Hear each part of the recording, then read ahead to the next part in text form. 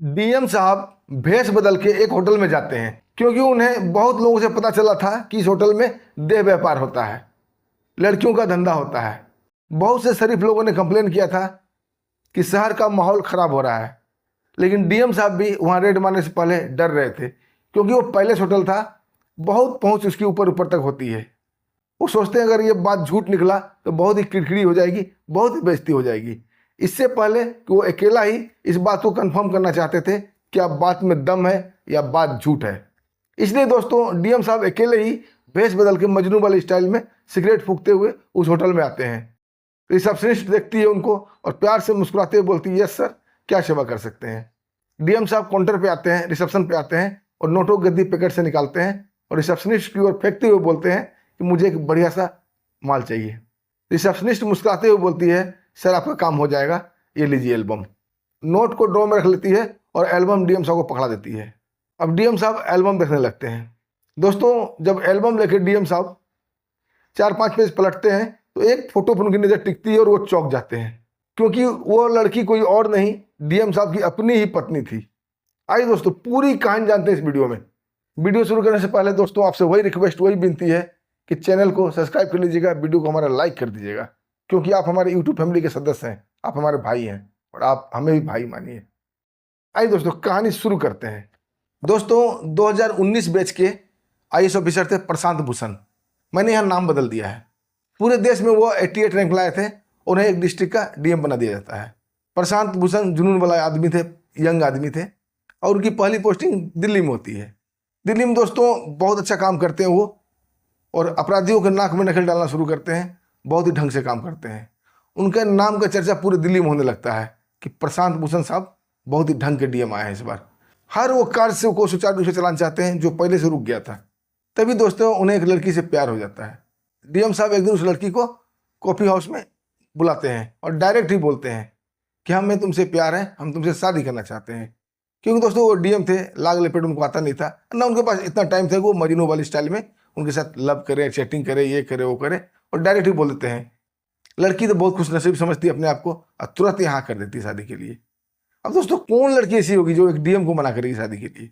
शादी हो जाती है दोस्तों, बहुत ही बढ़िया से ज़िंदगी उनका गुजरता है दिल्ली में। वो एक बढ़िया सा फ्लैट लेते हैं, अच्छा से घूमते फिरते हैं, सब कुछ बढ़िया चल रहा था। दोस्तों 2.5 साल बीतता है। 2.5 साल के बाद उनकी पोस्टिंग आ जाती है उत्तर प्रदेश। अब दोस्तों डीएम साहब उत्तर प्रदेश आ जाते हैं, अपना वहाँ पदभार संभाल लेते हैं। उनकी वाइफ दिल्ली में ही थी। अब दोनों के फ़ोन पर बातचीत होती रहती थी, वीडियो कॉलिंग होता था, व्हाट्सएप चैटिंग होता था, सब कुछ होता था। उनकी वाइफ हमेशा बोला करती थी, आप चले गए मेरा दिल नहीं लगता। डीएम साहब यही बोलते थे कि मेरा भी यही हाल है, बस कुछ दिन इंतजार करो, हम तुम्हें यहाँ ले आएंगे क्वार्टर वाटर देख के।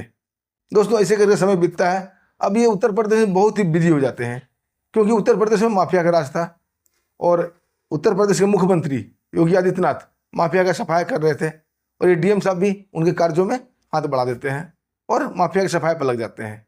ये बहुत ही व्यस्त, बहुत ही बिजी हो जाते हैं। जब भी दोस्तों इनको टाइम मिलता था अपनी पत्नी को फ़ोन करते थे तो दोस्तों अब पहले वाली बात नहीं रह गई थी। वो कभी कुछ बहाना बनाती, कभी बोलती मार्केट में है, कभी बोलती शॉपिंग कर रहे हैं, कभी बोलती मॉल में है, कभी बोलती ब्यूटी पार्लर में है, रात को कभी बोलती तबीयत ठीक नहीं है। ऐसे करके दोस्तों उनको इग्नोर करने लगी थी और जब भी ये फ़ोन करते उनका फ़ोन बिजी आता था। दोस्तों डीएम साहब की लव मैरिज थी। अब इन्हें कुछ शक होने लगता है क्योंकि लव मैरिज वाली लड़कियाँ ना दोस्तों ज़्यादातर बेहतर नहीं होती। जो वो किसी एक से प्यार कर सकती है, 10 से भी प्यार कर सकती है। हम किसी पर उंगली नहीं उठा रहे हैं, लेकिन अमूमन ऐसा होता है कि लव मैरिज ज़्यादा दिन नहीं टिकता है। माँ बाप जो लड़की पसंद करते हैं या लड़का पसंद करते हैं, अरेंज मैरिज करते हैं, ये बहुत लंबा टिकता है कि माँ बाप सब कुछ देख कर शादी ब्याह करते हैं। तो छोड़िए दोस्तों इन बातों को, अभी आइए वहाँ कहानी पे। तो लड़की फ़ोन नहीं उठाती है। अब डीएम साहब को शक होने लगता है कि जरूर माजरा कुछ और है। लव मैरिज था, इनके दिल में खटकता था, इसे प्यार करते थे। अब ये डाउट में रहते हैं कि लड़की फ़ोन क्यों नहीं उठाती है, क्या हो गया भाई, किस लिए नाराज़ है, क्या हो गया। ऐसे दोस्तों 5-6 माह बीत जाते हैं। अब वो लड़की डीएम साहब को पूरा इग्नोर करने लगी थी। डीएम साहब ने एक एटीएम उसे दे रखा था कि दिल खोल कर खर्च करना, किसी चीज़ की कमी ना हो। जब एटीएम का डिडक्शन का मैसेज इनके टोन टकराता था इनके कानों में तो ये जब चेक करते थे, कहीं 5,000, कभी 10,000, कभी 12,000, वो लड़की निकालती रहती थी।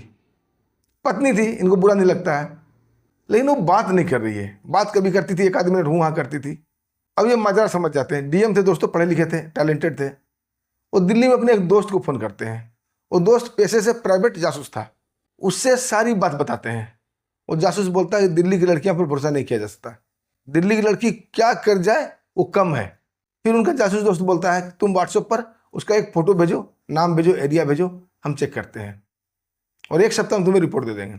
डीएम साहब फोटो भेज देते हैं अपनी पत्नी का, एरिया लोकेशन सब भेज देते हैं और वो जासूस चेक करता है और डीएम साहब इधर बेसब्री से एक सप्ताह का इंतजार करते हैं।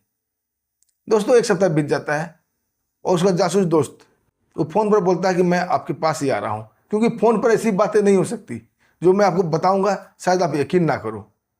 अब डीएम साहब बहुत ही घबरा जाते हैं और संशय में पड़ जाते हैं कि आखिर क्या बात है कि दोस्त हमारा फ़ोन पर नहीं बता रहा है, वो बोला मैं खुद ही आ रहा हूँ। दोस्तों दूसरे दिन वो प्राइवेट जासूस डीएम साहब के आवाज़ पे आ जाता है और बोलता है कि आप इस बात को बिल्कुल यकीन करना, 100% मैं सही कर रहा हूँ, कोई शक की गुंजाइश नहीं है। डीएम साहब बोलता है अरे यार पहले बताओ तो क्या बात है, तो पहले ही ऐसी बातें कर रहे हो।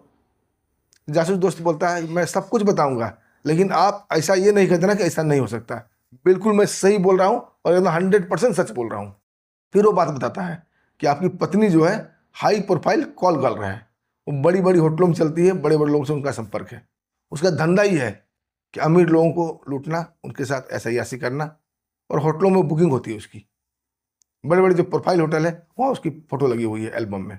ये सुनकर डीएम साहब के पैरों तले जमीन खिसक जाता है दोस्तों, लेकिन उनका दोस्त ने पहले ही बोल दिया था कि तुम हमारे ऊपर शक नहीं करना और हमारी बात को नहीं काटना। अब डीएम साहब नहीं काटते हैं, अपने सीनियर से बात करते हैं और एक सप्ताह की छुट्टी ले लेते हैं और उसी दोस्त के साथ वापस दिल्ली चले जाते हैं। अब दोनों दोस्त दिल्ली जाने के बाद प्लानिंग बनाते हैं कि उस होटल में छापा कैसे मारा जाए, क्या किया जाए। कहीं वो कंफर्म करना चाहते हैं कि बात सही है या झूठ है, क्योंकि अभी भी डीएम साहब को यकीन नहीं हो रहा था दोस्त की बातों पर कि नहीं ऐसा नहीं हो सकता, हमारी पत्नी बहुत अच्छी है। अब दोस्तों सब पति को ऐसा ही लगता है कि हमारी पत्नी बहुत अच्छी है, लेकिन बात कुछ और ही निकलती है। जब पानी सर से गुजर जाता है तब पता चलता है कि हमारी पत्नी कैसी है। दोस्तों दोनों दोस्त मिलकर प्लानिंग बनाते हैं और डीएम साहब एकदम स्टाइल से मजनू वाली भेष बनाते हैं, पैकेट में नोटों की गद्दी डालते हैं और मजनू वाली स्टाइल में सिगरेट फूकते हुए उस होटल में पहुंचते हैं। जैसे ही होटल में पहुंचते हैं रिसेप्शनिस्ट आती है, मुस्कुरा के बोलती है सर आपको क्या चाहिए। डीएम साहब बोलते हैं मुझे एक कमरा चाहिए, मुझे रात बितानी, मुझे आराम करनी, बहुत थका हूँ। वो लड़की बोलती है हमारे यहाँ सर बहुत अच्छे अच्छे कमरे हैं, आपका थकान उतर जाएगी। डीएम साहब आंख मारते हुए बोलते हैं कि मुझे एक आइटम भी चाहिए। लड़की बोलती है सर वो भी हाजिर हो जाएगा, लेकिन चार्ज उसके अलग से लगेंगे, खाना पीना अलग से, रूम का चार्ज अलग से। डीएम साहब पैकेट में हाथ डालते हैं, एक नोटों का गड्डी निकालते हैं और लड़की को पकड़ा देते हैं। लड़की खुश हो जाती है और एल्बम डीएम साहब को पकड़ा देती है। अब डीएम साहब एल्बम चेक करने लगते हैं। जैसे ही वो 4-5 पेज उल्टाते हैं उसकी नज़र एक फोटो पर टिक जाती है और देखकर सच में वो चौंक जाते हैं।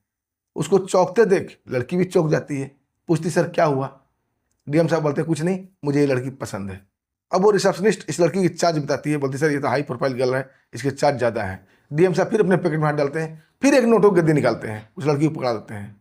लड़की बेल मारती है, एक स्टाफ आता है, बोलती है साहब को ले जाओ इनके कमरे में, बोलती है सर आप आराम कीजिए, आइटम आपके पास पहुंच जाएगा कुछ ही देर में। डीएम साहब जाते हैं, रूम में बेसब्री से इंतजार करने लगते हैं। थोड़ा देर होता है दोस्तों, एक लड़की, बहुत खूबसूरत सी लड़की, कम कपड़ों में एकदम स्टाइल में कमरे में आती है।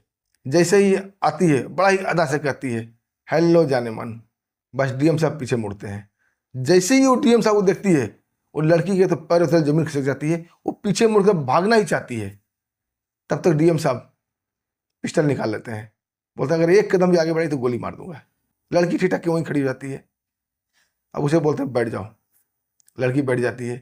दोस्तों एसी कमरा में भी लड़की पूरा पसीना पसीना हो गई थी, पसीने से तरबतर हो गई थी, क्योंकि दोस्तों वो लड़की कोई और नहीं उनकी ही पत्नी थी। अब वो अपने पति को देख कर परेशान हैरान हो जाती है, क्योंकि वो तो जान रही थी कि हमारे पति उत्तर प्रदेश में है और दिल खोल कर यहाँ ऐसी कर रही थी और पति के पैसे पर ऐश भी कर रही थी, पति को लूट भी रही थी और गैर मर्दों से, कई मर्दों से संपर्क बनाई हुई थी। उसे तो यकीन नहीं हो रहा था कि उनके पति उसके सामने मिलेंगे। अब डीएम साहब पूछते हैं हमने तुम्हें कौन सी कमी दी, कौन सा कमी छोड़ा जो तुम ये काम करने पर उतर गई हो। लड़की कुछ नहीं बोलती है।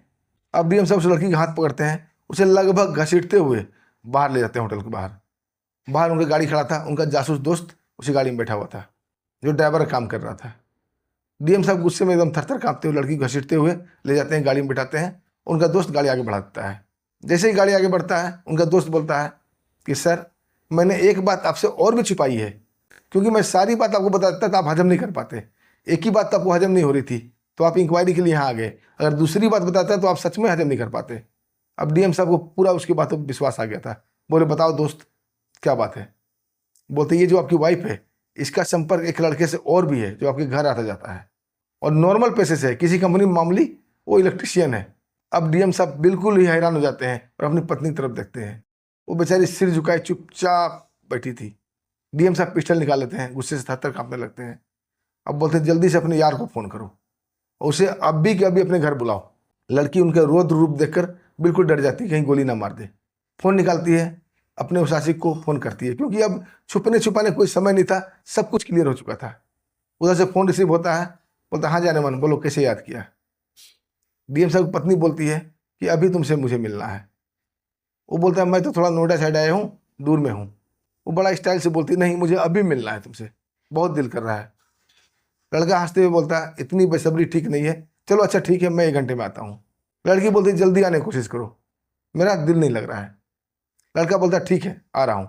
तब तो डीएम साहब घर पहुँचते हैं और अपनी पत्नी को उसी कमरे में बैठा कर रखते हैं। दोस्त भी उनका साइड में बैठा हुआ था। तब तक एक काम और कर लेते हैं, वो अपने एक वकील दोस्त को फ़ोन कर देते हैं। उसको बोलते हैं कि मैं अभी एक लड़के को लेकर आ रहा हूँ, अभी कोर्ट मैरिज का सारा प्रक्रिया तुम लोग रेडी रखना, और अपने समाज के भी आस पड़ोस के भी 10-12 सम्मानित लोगों को बुला लेते हैं। उसे दूसरे कमरे में बैठाते हैं, उसे सारी बात बता देते हैं। वो लोग भी ये सुनकर हैरान हो जाते हैं। उसे बोलते हैं आप लोग कृपया करके साइलेंट बैठे रहिए, कोई हल्ला शोर शराबा नहीं कीजिएगा, अभी सब कुछ दूध का दूध और पानी का पानी हो जाएगा। ये सब काम करने के बाद तब तक दोस्तों करीब पौने घंटा बीत जाता है। वो लड़का भी आने को होता है। जैसे वो लड़का आता है और पत्नी की तरफ दोनों बाहें फैला कर आगे बढ़ता है, तब तो देखता है अंदर डीएम साहब बैठे हुए हैं। अब दोस्तों उलट के वो भागना ही चाहता है, तब तो दरवाजे पर उनका जासूस दोस्त खड़ा मिलता है। बस चुपचाप इधर बैठ जाओ। अब एक तरफ दोस्तों खाई, एक तरफ पर्वत, कहाँ क्या करे कहाँ जाए। एक तरफ डीएम साहब हाथ में पिस्टल लिए हुए थे, एक तरफ उनका जासूस दोस्त हाथ में पिस्टल लहराता हुआ। अब दोस्तों चुपचाप वो बैठ जाता है। तब तक अगल बगल में जो आस पड़ोस के जो लोग थे दूसरे कमरे में, उनको भी बुला लिया जाता है, पंडित जी को भी बुला लिया जाता है। और उसी आंगन में उसी टाइम डीएम साहब अपनी पत्नी का और वो जो आवारा आशिक था, जो इलेक्ट्रिशियन था, उसकी शादी करवा देते हैं। सब आदमी के सामने वीडियोग्राफी होती है, फोटो होता है, सब कुछ होता है। शादी करने के बाद यहीं नहीं रुकते हैं, उन दोनों को बैठा के कोर्ट ले जाते हैं। वहाँ वकील सब कुछ रेडी रखा था। कोर्ट में सिर्फ नाम इंटर करना होता है और दोनों का कोर्ट मैरिज भी कराते थे, क्यों एक डीएम थे, उनका एक पद भी था, एक रुतबा था, सब काम आनन फानन में हो जाता है। अब अरेंज वहाँ पर अरेंज मैरिज भी हो जाता है, कोर्ट मैरिज भी होता है। दोनों को विदा कर देते हैं, एक ऑटो वाले को बैठा बुलाते हैं और बोलते हैं कि दोनों को पति पत्नी को ले जाओ, और आशीर्वाद देते हुए बोलते जाओ तुम दोनों अपना ऐश करो। अब दोस्तों देखिए इसमें किसका क्या नुकसान हुआ। वो लड़की देखिए कितनी गधी कितनी बेवकूफ़ थी, जिसका पति एक डीएम हो, उसे दूसरे मर्दों के साथ मुंहमारी करना था। अभी उसकी शादी किससे होगी, इलेक्ट्रिशियन से। मतलब कितनी बेइज्जती वाली बात है। वो लड़की वहाँ भी नहीं टिकेगी। दोस्तों मुझे किसी के ऊपर कमेंट नहीं करना है, कटाक्ष नहीं करना है, बस समाज में जो कुरीतियाँ हो रही है इसको उजागर करना मेरा मकसद रहता है। समाज में ऐसा होता है कि पति बेचारा मेहनत मजदूरी करता है, हर काम करता है, नौकरी करता है ताकि उसके बच्चे परिवार पत्नी खुश रहे, लेकिन पति जैसे नौकरी करने या किसी काम से बाहर जाता है, पत्नियां गुलछल्ले उड़ाना शुरू कर देती है। ये अमूमन हो रहा है, आपके भी आस पड़ोस में हो रहा होगा। बस इसको उजागर करना मेरा काम था दोस्तों, इससे लोगों को शिक्षा मिलती है, लोग सावधान रहते हैं। दोस्तों कैसी लगी कहानी आपको, डीएम साहब ने क्या किया, सही किया या गलत किया, एक छोटा सा प्यारा सा कमेंट जरूर कीजिएगा दोस्तों। और कहानी आपको अच्छी लगी तो वीडियो को लाइक कर दीजिएगा, चैनल को सब्सक्राइब कर लीजिएगा। फिर मिलते हैं दोस्तों एक बढ़िया बेहतरीन कहानी के साथ, तब तक के लिए हमें आगे दीजिए। नमस्कार, जय हिंद।